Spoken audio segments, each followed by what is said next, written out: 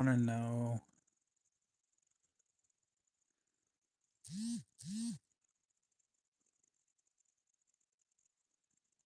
what the reasoning is why I'm supposed to be on this planet or I'm supposed to do what I'm supposed to do. Because sometimes I just feel like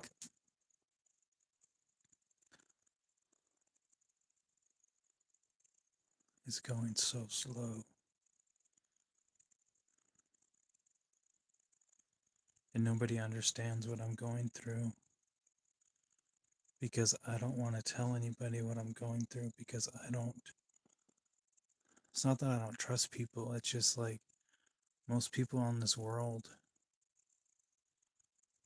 don't understand. And then you try to explain it to them, and it's literally like talking to a wall because their karma is different than yours, or what they're supposed to do in this spot or chapter is different than what you're supposed to do.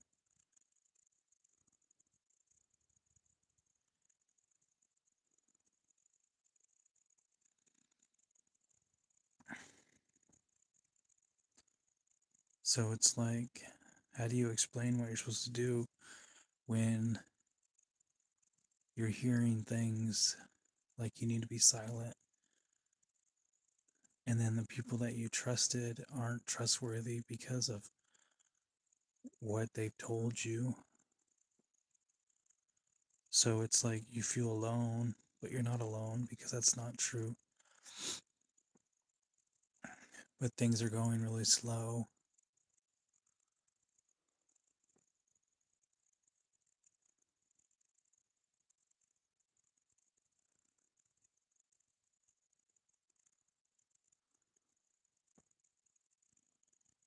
So it's like, okay, you want to do something, but where do you start?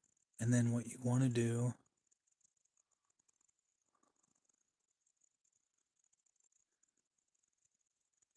isn't going the way you want it to. And that's okay because sometimes you just have to sit back and wait and trust the process. But then the process feels like it's impossible. And you're like, okay, why does this feel impossible? Because of what I was told, or what I'm feeling, or what I experience?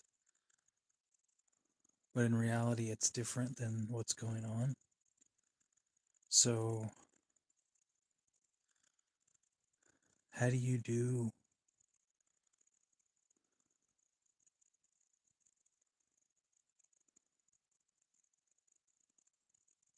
something different?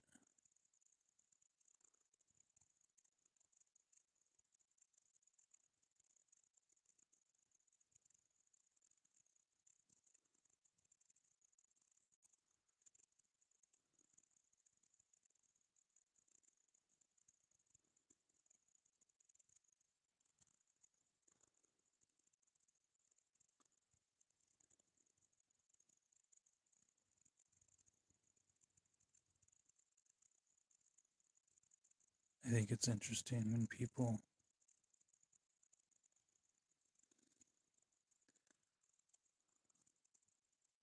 have a perception of you and it's not the true perception of you.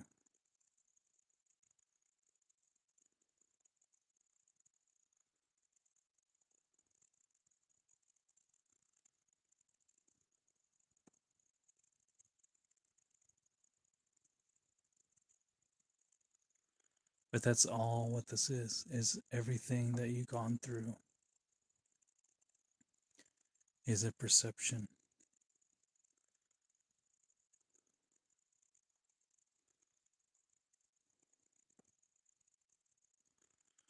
But is it true? That's the question. Is when somebody says something, does that true, or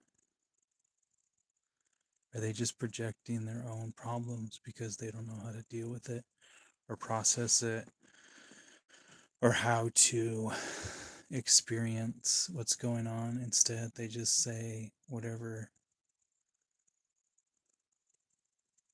So in all reality, like, is everybody around you, is it just you and they're just showing you the things that you need to work on or change or improve? Or is it true? Because one person's truth can be different than another person's truth. One person can believe in this, and another person can believe in something different. And at the end of the day,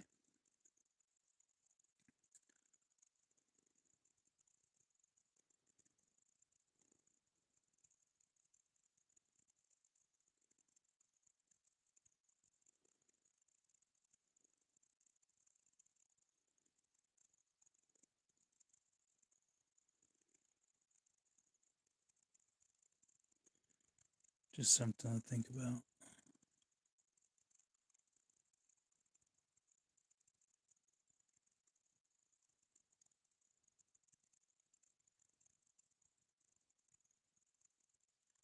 When somebody tells you something, how do you know it's true? Because your sources or your intuition tells you that it's confirmed, or you have evidence to prove that it's accurate, or you've heard it multiple times by multiple sources.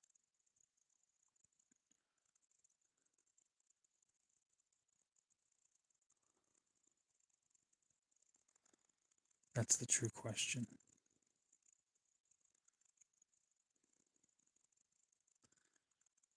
And then you want to know if what you believe is true,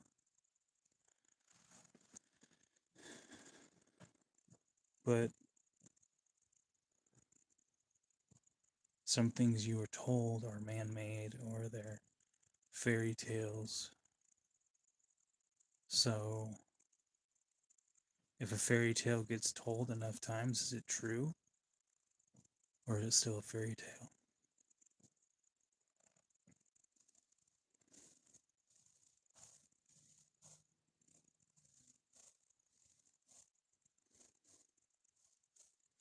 So that's the trick. Because somebody can tell you a fairy tale and it's been told for a millennium. So is it a true story or is it still a fairy tale? Because that's the trick, to know if it's true. And that's up for you to debate. Because one person could say this is true, another person could say that's true. But at the end of the day, who is telling the truth? Because they're having a different experience than you are, and their belief system is different. So one person says, hey, Jim over here, I believe in Jim because he's never led me astray, and Jim did everything for me, so I believe in Jim. But then when you talk to Fred, he's like, oh, I don't like Jim. He's a piece of whatever you want to call him. He's not very good. I don't like his work ethic. I don't like what he does. So who's right, Jim?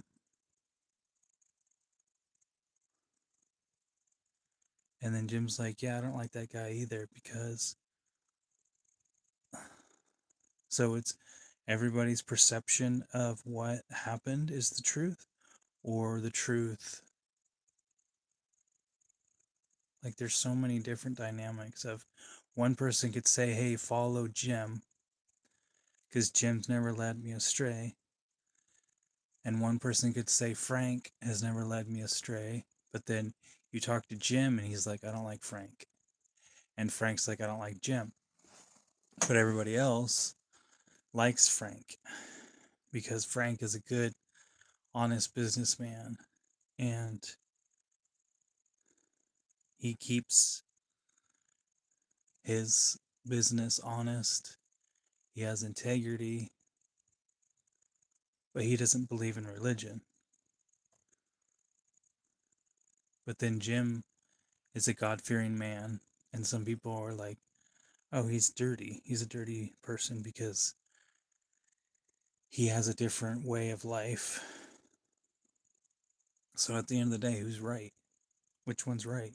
Because one person would say Jim's right, the other person would say Frank is right. So which one is right? It's because of what they told you or what you experienced or how things have played out, or your intuition, which people are going to say, oh, that's not right. So at the end of the day, who's right? Because one person will say he's right, another person will say he's right. So everybody's right, or at the half the time, people don't know what they're doing. They're just figuring it out as they go.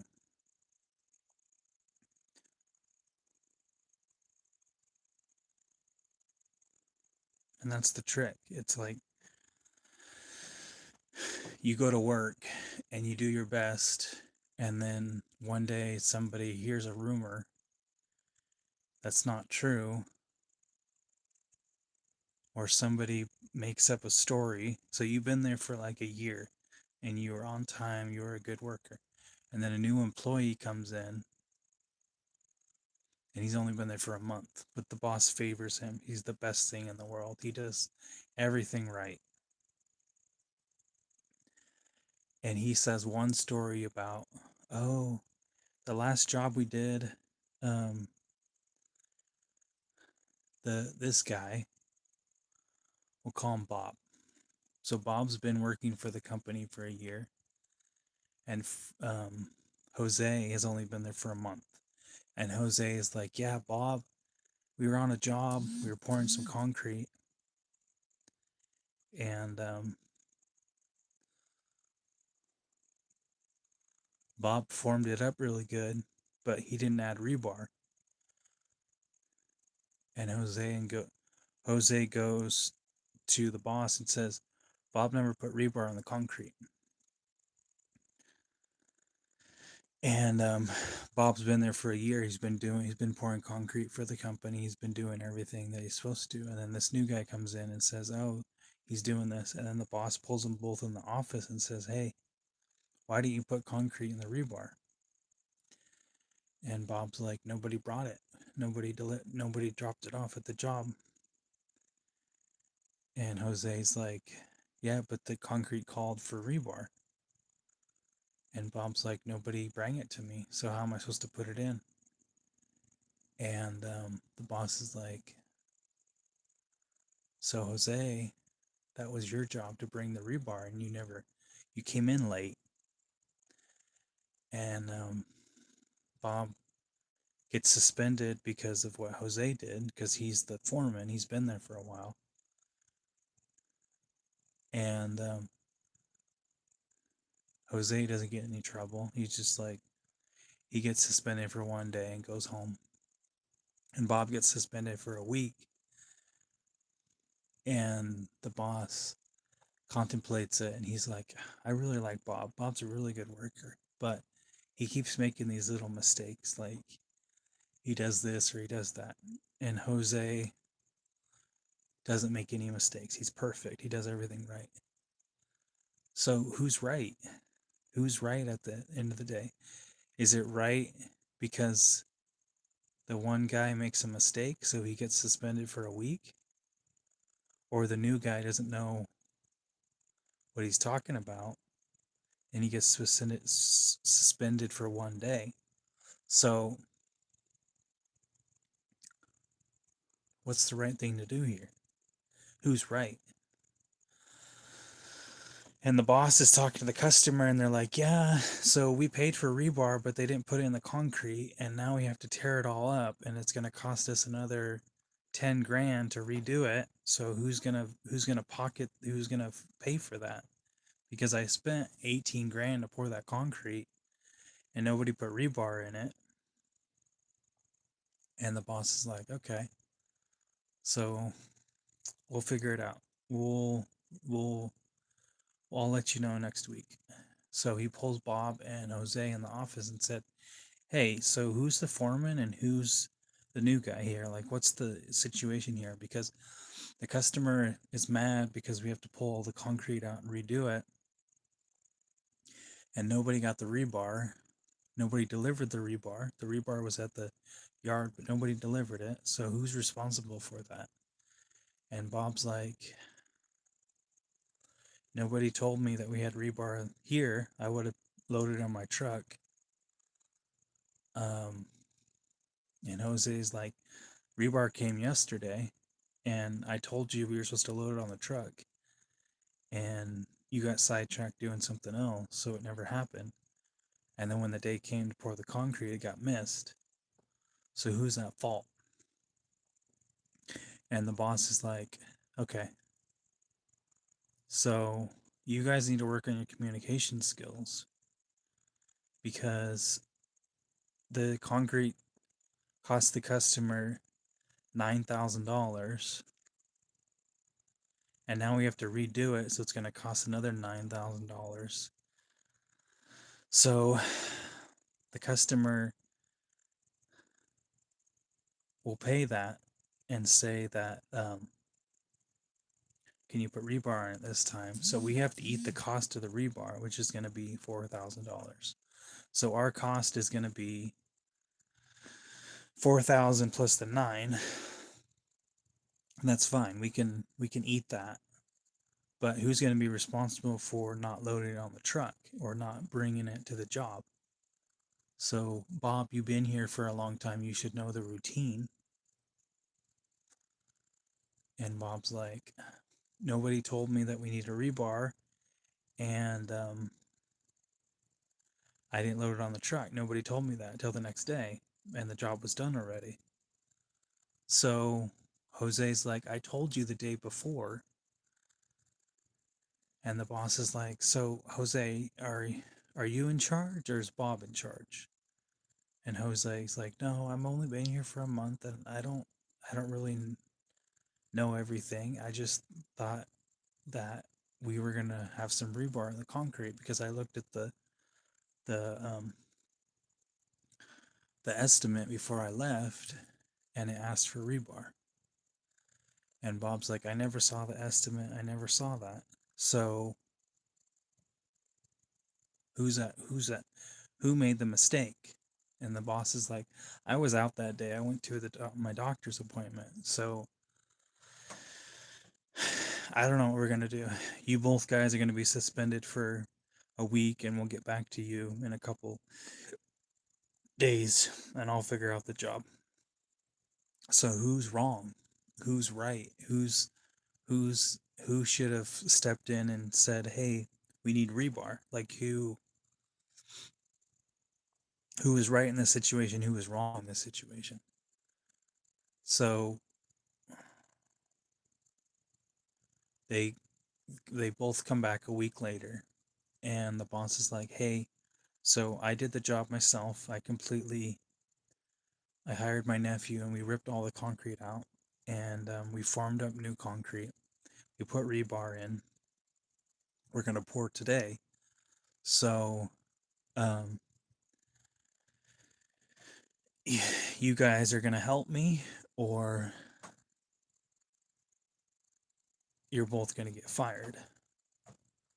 So they go to the job. The rebar set. The Everything's the way it needs to be, and they form up the concrete. It's all formed, and Bob and Jose pour it, and it looks really good. It looks really good. Like the customer's happy. He's like, "Thank you," and the boss comes, and the concrete looks good, but he's mad because um, the concrete company charged them extra. So the bill, instead of 8 grand, it's now 14 grand, and the customer only paid 9. So who has to eat the rest? So the owner comes to the customer and says, "Hey, the concrete company charged me extra because today was a holiday, and we were short 2 yards, and then they charged us extra for the 2 yards. So the bill is 14 grand plus the first install was 9. So I will pay for the 9 grand, but you have to pay for the 14." And the customer's like, "No, I'm only going to pay 6 because that's what we agreed on." And so the owner's mad because he doesn't want to pay. So instead of tearing all the concrete out again, they go to the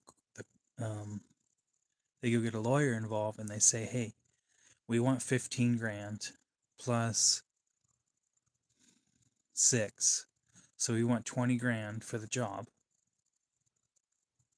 And the lawyer goes, and they go back and forth for about 6 months. And the customer finally pays 16 grand because he negotiates down with the lawyers. So the concrete guy's out almost $25,000 worth of labor and concrete. And so who was right? Because the customer signed a contract that said he would pay the whole amount, but he didn't. So was he a dishonest person? And the owner wants to get paid because he wants to continue investing in his business. And Bob just wants to pick up a paycheck so he can drink beer and ride his dirt bike every weekend. And Jose just wants to work so he can please his grandma so she doesn't boot him out, so he doesn't have to live on the street again. So, and Jose was the one that was supposed to load the rebar on the truck and bring it out. And he got high before he went to work. So he was spacing out, but he's new, so he didn't care that they randomly drug tested him the next month. So he came up dirty, so he got fired. And then they figured out the issue, and then the customer paid the 25 grand for the concrete because he looked at the paperwork and realized that he signed a contract with this company that he would pay to have them do it, and they did it for 2,000 hours and plus the concrete. So he finally paid, but the company was still out 31,000. So Bob got a promotion even though he made a mistake. He became the lead, and the boss realized that there needs to be better communication in his business. So he gave Bob a promotion. He said, "Bob, you hire me 3 guys and make sure they do what they're supposed to. And if they don't, then we need to talk about it the day before. And you need to go over the worksheets to figure out if we need rebar or not, because some jobs we don't need rebar." And Bob's like, "Okay, I'm sorry. It was a simple error." Okay. So everybody got paid, and Jose doesn't have a job anymore because He got busted. But 6 months later, he comes back and he says, "Hey, I cleaned up. I don't do that anymore. So can I have my job back?" And Bob is like, "It's up to the boss." And the boss sits him down and says, "Hey, I'll give you a 90-day probation, but if you do anything, if you do anything dirty or anything messed up, you're out. Like, this is your last chance." And after the 89th day, he gets a test and he comes up dirty again. And the boss is like, "Okay, so Jose, I'll put you in a rehab program. Um, it's going to be about 45-day program. You stay good for that whole time, and you can come back and work with me. I'll work with you because I think you're an honest boy. You're just in a bad situation because of what you went through with your grandma getting in a car accident and passing away last year. So I'll work with you. I understand your pain and all that." So he's like, "Okay, I'll do that because I really like this job." And Bob is like, "Okay." So after the 45 days passes, Jose comes back. He's clean and sober. And then Bob's like, "Hey, I can work with you.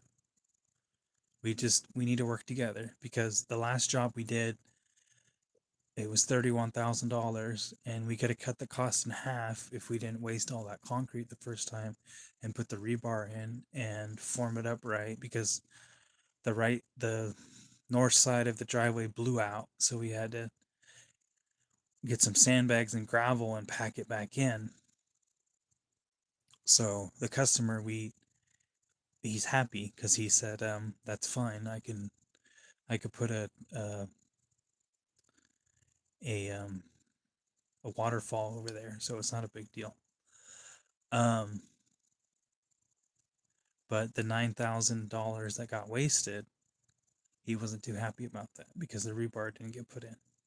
So we fixed it, and now we have a job today, and we have to pour 1,000 yards of concrete, and we need number 17 rebar, and we don't have it.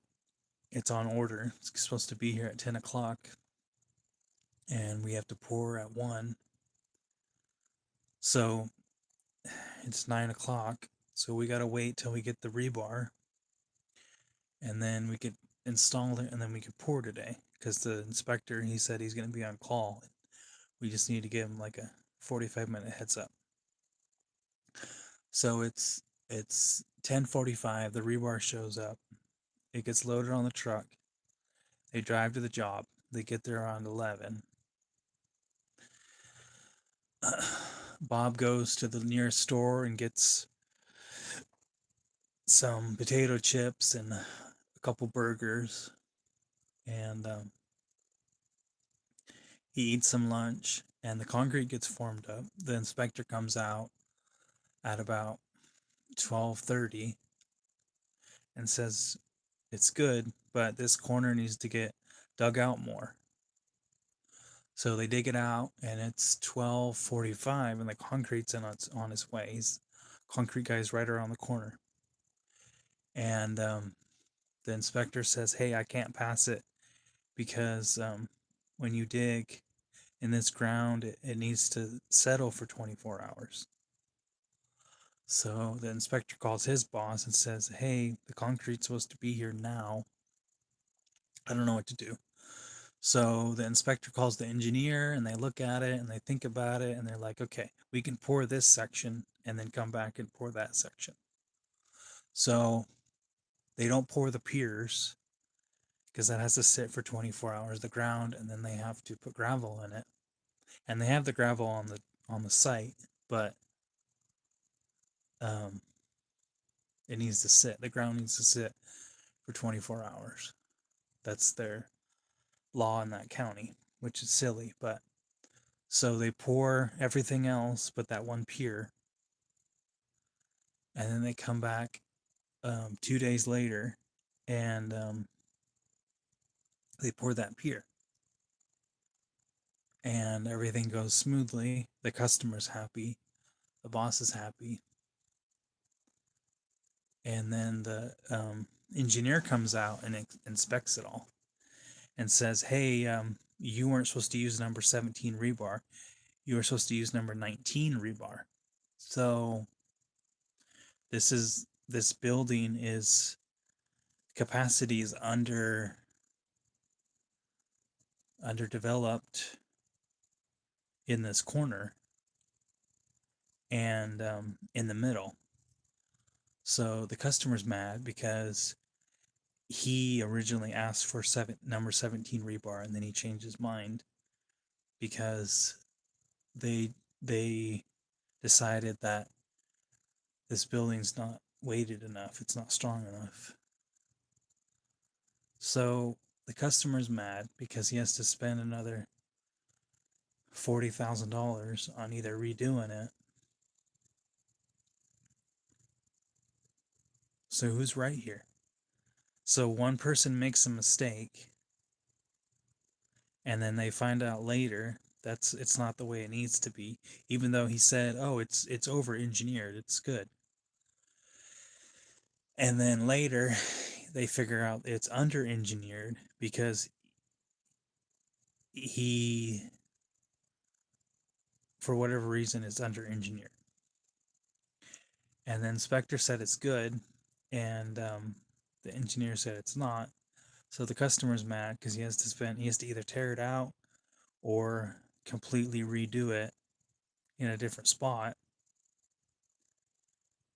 So what do you do?